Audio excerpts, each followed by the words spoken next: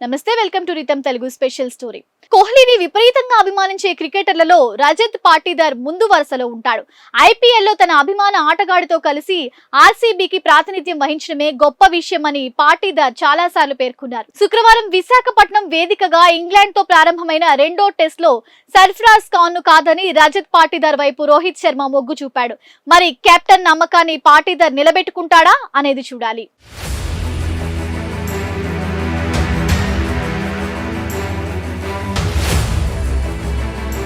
ఈ సంగతి పక్కన పెడితే గత రెండేళ్లుగా రజత్ పాటీదార్ దేశవాళీ క్రికెట్ లో స్థిరమైన ప్రదర్శన కనబరుస్తున్నాడు.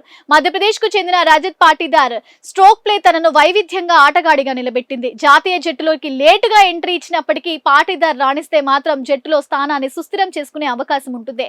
ఫస్ట్ క్లాస్ క్రికెట్ లో ఇప్పటి వరకు 55 మ్యాచ్లు ఆడిన రజత్ పాటీదార్ 4000కు పైగా పరుగులు సాధించాడు. ఇక 2021-22 రంజీ ట్రోఫీకి మధ్యప్రదేశ్ లో గెలవడంతో రజత్ పాటీదార్ కీలక పాత్ర పోషించాడు.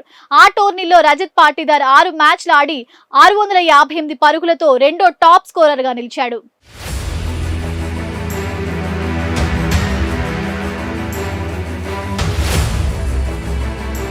ఇక 2022 ఐపీఎల్ సీజన్ లో ఆర్సీబీ తరపున ఆడిన రజత్ పాటీదార్ కు turning point. Lucknow super Giants తో కలిసి జరిగిన ఎలిమినేటర్ మ్యాచ్ లో 54 బంతుల్లో 112 పరుగులు అజేయంగా నిలిచి ఒంటి చేత్తో జట్టును క్వాలిఫైయర్ 2కి చేర్చాడు. కేవలం 49 బంతుల్లోనే సెంచరీ మార్క్ అందుకున్న పాటీదార్ ఐపీఎల్ ప్లే ఆఫ్స్ లో సెంచరీ సాధించిన తొలి ఆన్ క్యాప్టెడ్ ప్లేయర్ గా నిలిచాడు.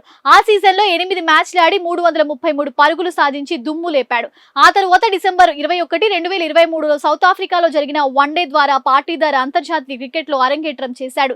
తాజాగా ఇంగ్లాండ్ తో రెండో టెస్ట్ కు ఎంపికైన పాటీదార్ సాంప్రదాయ క్రికెట్ లోనూ అడుగు పెట్టాడు. టెస్ట్ సిరీస్ కి ముందు ఇంగ్లాండ్ తో జరిగిన అనధికార టెస్ట్ లో రజత్ పాటీదార్ మెరుపు సెంచరీ సాధించి అందరినీ ఆకట్టుకున్నాడు. తన స్థిరమైన ప్రదర్శననే ఇవాళ తుది జట్టులో చోటు దక్కేలా చేసిందే.